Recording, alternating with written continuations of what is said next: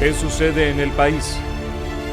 Tendencias del acontecer nacional en Análisis Situacional.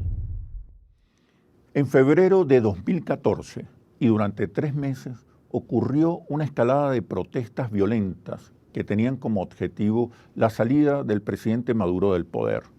Sin embargo, estas manifestaciones se concentraron solo en 15 municipios de los 335 que tiene el país, principalmente en urbanizaciones de clase media y alta. 43 venezolanos perdieron la vida, solo 6 muertes por excesos policiales. Hubo 878 lesionados y 10.000 millones de dólares en pérdidas materiales.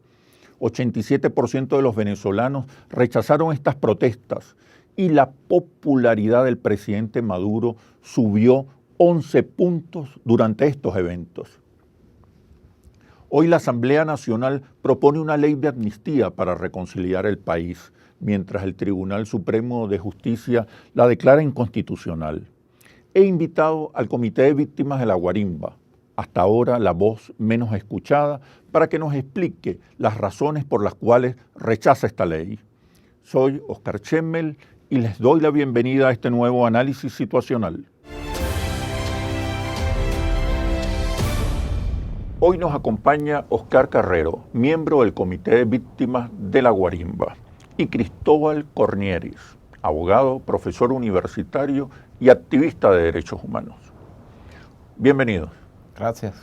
Oscar, ¿por qué estás en desacuerdo con la ley de amnistía, cuyo objetivo, según la oposición, es más bien contribuir con la paz, la reconciliación y un clima de unidad nacional? Gracias por esta oportunidad. Porque ante todo esto es una ley de impunidad, una ley del olvido, una ley del borrón y cuenta nueva, como si en Venezuela no hubiesen ocurrido 43 víctimas, 43 muertes y 878 heridos.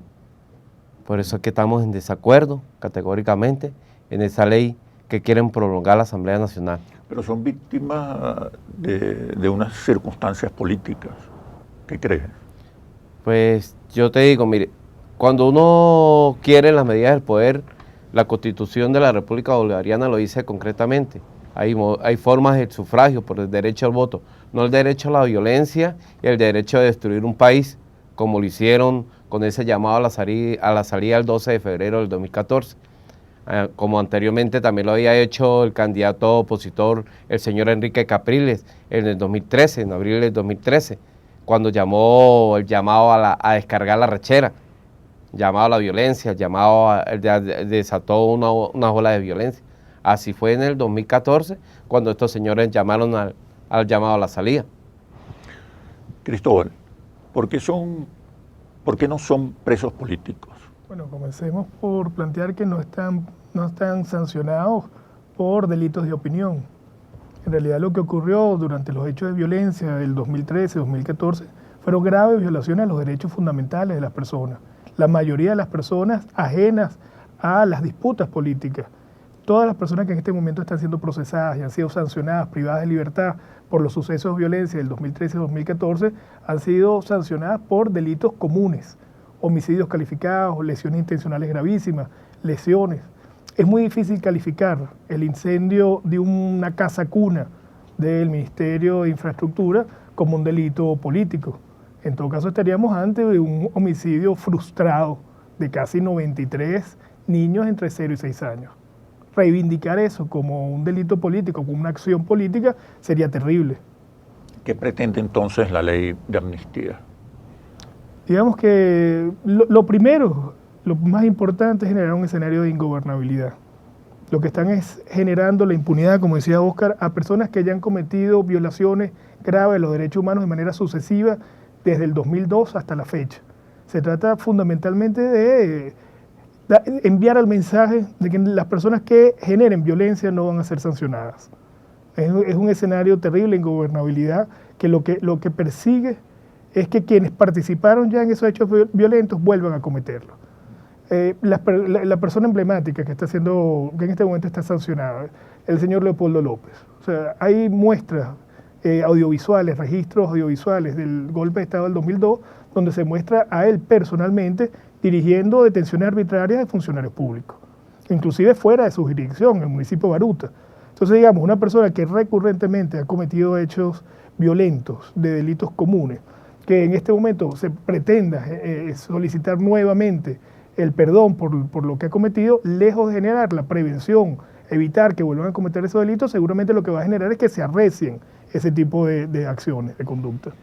Oscar, tú eres miembro del Comité de Víctimas.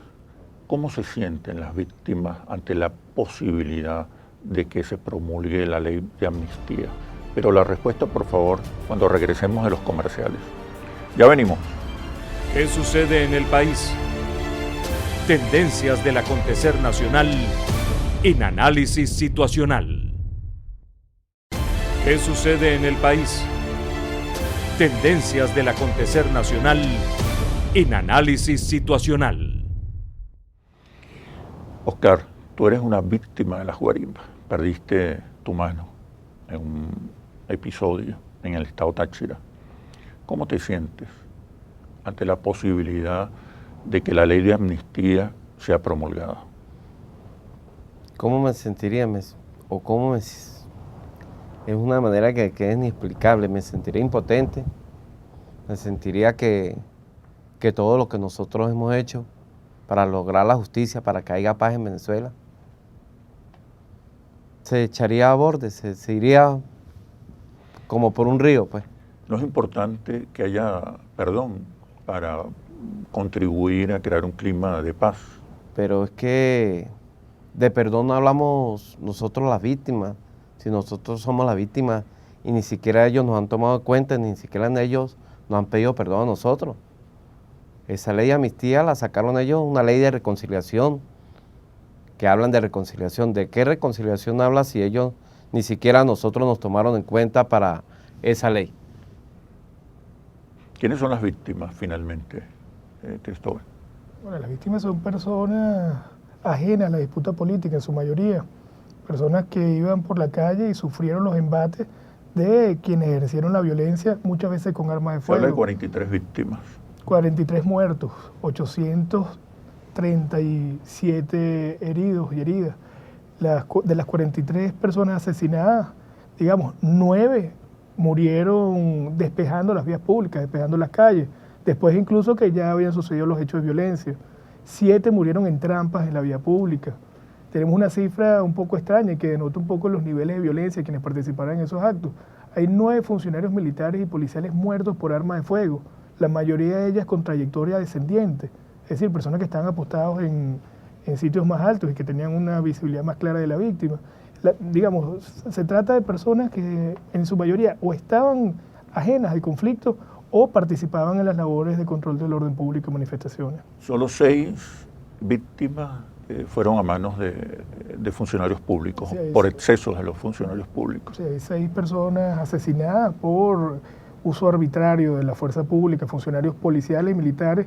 Afortunadamente hemos logrado que la mayoría de ellos estén procesados y sentenciados. Todos se encuentran privados de libertad en este momento. ¿Por qué la ley es inconstitucional? La ley es inconstitucional fundamentalmente porque viola el artículo 29 de la Constitución, que prohíbe las amnistías en caso de violaciones a los derechos humanos. Se trata de una garantía constitucional nueva que no existía en nuestro país y que se incorporó al texto constitucional fundamentalmente para evitar las leyes de punto y final que se aprobaron en las dictaduras del sur, en Uruguay, Brasil, Chile, Argentina. Se trata de una garantía que evita este tipo de leyes de autoperdón, donde las autoridades se conceden a sí mismos el perdón, como ocurrió en este caso. Para nosotros es inaudito que personas que participaron, coordinaron, dirigieron las acciones de violencia del 2013 y 2014, que en este momento han sido elegidas diputados y diputados, estén otorgándose un autoperdón. Eso es inconcebible en la comunidad internacional, eso ha sido objetado por el Sistema de Naciones Unidas en materia de derechos humanos, por la OEA, por el Mercosur, por UNASUR. Se trata de un acto abominable. ¿Qué quieren ustedes como víctimas de las guarimbas? ¿Qué aspiran? Nosotros, ¿qué queremos? Queremos la paz, queremos que haya justicia, queremos que esas personas que llamaron a la violencia, que llamaron que hubo tantos muertos, al desastre, que que paguen, que acepten su condena y que acepten que ellos sí están metidos en eso. ¿Es posible en algún momento la amnistía? ¿O en qué momento es posible la amnistía? Siempre que no se trata de violaciones a los derechos humanos. Eso es como el tema más importante. Pero además ya lo planteaba Oscar. Digamos, en una sociedad como la nuestra, donde hay una influencia importante de la Iglesia Católica, el perdón requiere al menos de 5 pasos. El primero es la evaluación de conciencia. El segundo, el acto de constricción, donde usted reconoce que obró mal, que usted reconoce el pecado. El tercero es cuando usted se confiesa. Y los dos más importantes es cuando usted hace el propósito de enmienda, de no volver a cometer ese delito. Y el quinto, que tal vez es clave, es la penitencia. Entonces, digamos, lo que pide Oscar, lo que pide el resto de las víctimas, es que se reconozca lo que hizo. Y como decía él, que al menos pidan perdón y hagan el propósito de enmienda. Si eso se da, podemos empezar a conversar. Pero lo que no puede ocurrir es que usted cometa una violación a los derechos humanos y la reivindique y sea aplaudido. Y discúlpeme el ejemplo, pero eso es como si mi hija, que está en primaria, le da unos golpes a una compañera de clase y yo, en vez de llamarle la atención y corregirla, lo que hago es aplaudirla. ¿Qué es lo que va a ocurrir? Que seguramente va a volver a pegarle a la muchacha. Eso es un poco lo que se está discutiendo en este momento. Si vamos a evitar futuros hechos de violencia o si vamos a auparlos. ¿Qué crees tú? ¿Cuál era el objetivo de las guarimbas? Salir del gobierno de una manera arbitraria, con la violencia, con las muertes que hubieron. Yo no creo que esa sea la forma de salir de un gobierno. Hay muchas formas, la ley de la República Bolivariana lo dice, por medio del sufragio, por medio del voto. ¿Qué estabas haciendo en ese momento, cuando ocurrió el accidente? Eso fue el 23 de febrero del 2014. Estábamos escoltando y llevando unos camiones de medicina de Corposalud para la zona industrial, para Millo, para el depósito de los hospitales, el Hospital Central y los seguros sociales, donde buscando vías alternas para poder llegar a los hospitales, ya que las vías principales se encontraban llenas de desperdicio, desechos, piedra, basura, las cantarillas arrancadas, vidrios, botellas, como la bomba molotov esa que utilizaban, la famosa papita, que es hecha con C4, metras partidas, con clavos partidos, con pedazos de aluminio. Buscando vías alternas por la avenida España, un grupo de encapuchados me interceptaron, yo iba adelante con la CAO, donde me hicieron explotar los cauchos de adelante, tirando aceite y tirando Miguelito, me hicieron voltear, y a lo que yo iba saliendo, porque el camión decía que era de uso oficial, me decían que tenía que matarme porque yo era chavista. Yo les gritaba que no, que eso era medicina para el pueblo, para blanco, para negro, para rojo, donde ellos no hacían caso omiso, tiraban piedras, todo gente que venía, entre eso venía algo para mi cara, metí la mano y la perdí automáticamente. Duré 5 días en terapia intensiva en el Hospital Central, bajo la muerte. Cuando reviví estaba rodeado por mis hijos y el doctor tratante, donde la noticia que me dieron, que me había perdido mi mano. ¿Qué sientes cuando te dicen que esas fueron manifestaciones del pueblo contra una dictadura?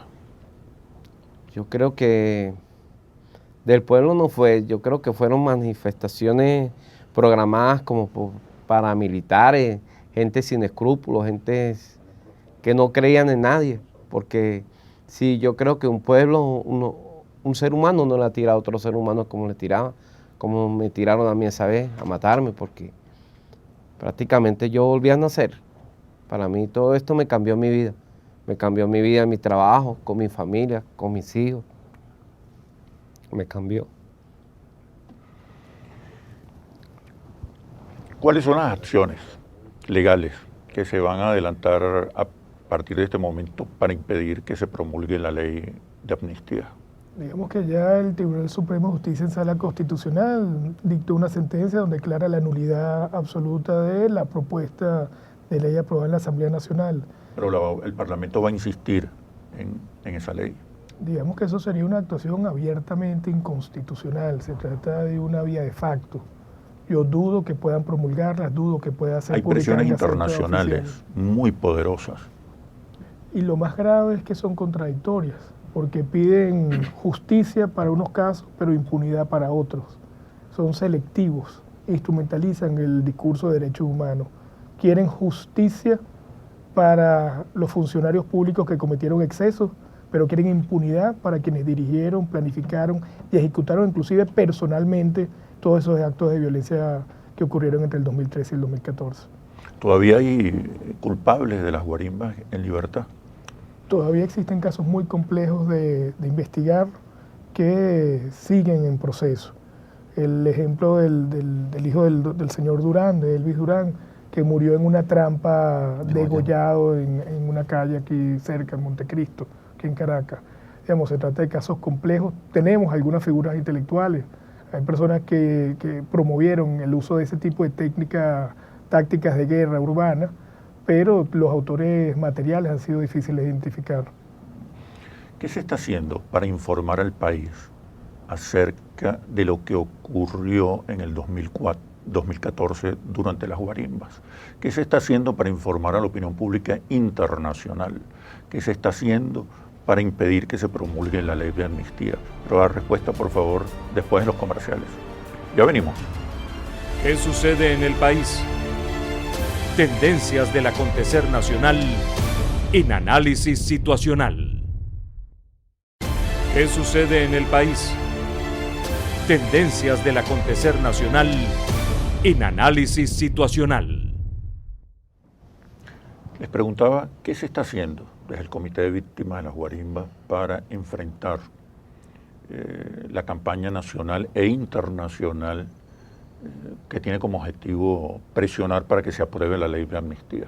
Bueno, nosotros el Comité de Víctimas nos hemos dado la tarea de viajar internacionalmente para desmentir esa campaña que hay de mentira, que en Venezuela lo que hay una dictadura, una represión, que en Venezuela fueron 43 estudiantes, donde fueron 43 personas ajenas. Sí, tal vez habían algunas al favor del gobierno, pero personas ajenas al gobierno también, donde se han ido diciéndole al mundo mentira, como es la esposa de Leopoldo López, Liliana Tintori, que todos los medios, y eso también hay que decirlo, que todos los medios de comunicación la reciben, la agrupan como si fuera una reina, y a nosotros nos tienen invisibilizados completamente. Yo te he visto varias veces declarando aquí en Globovisión.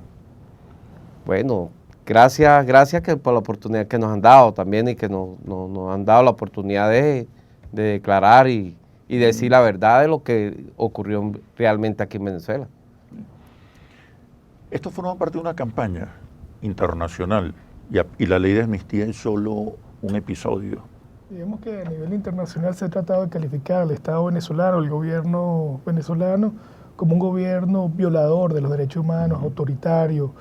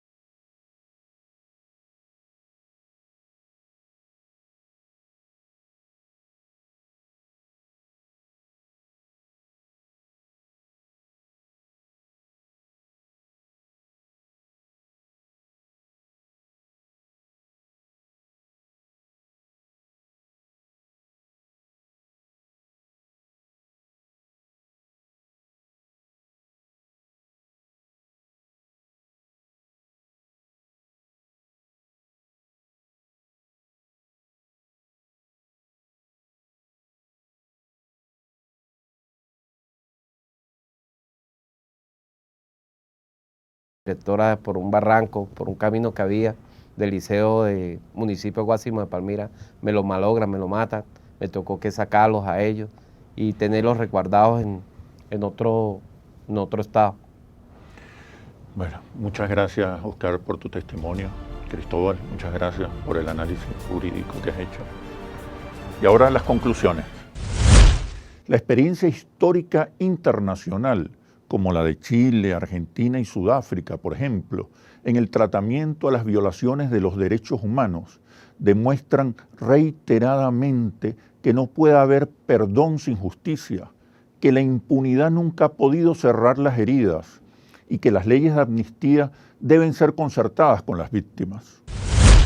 Así culmina este análisis situacional.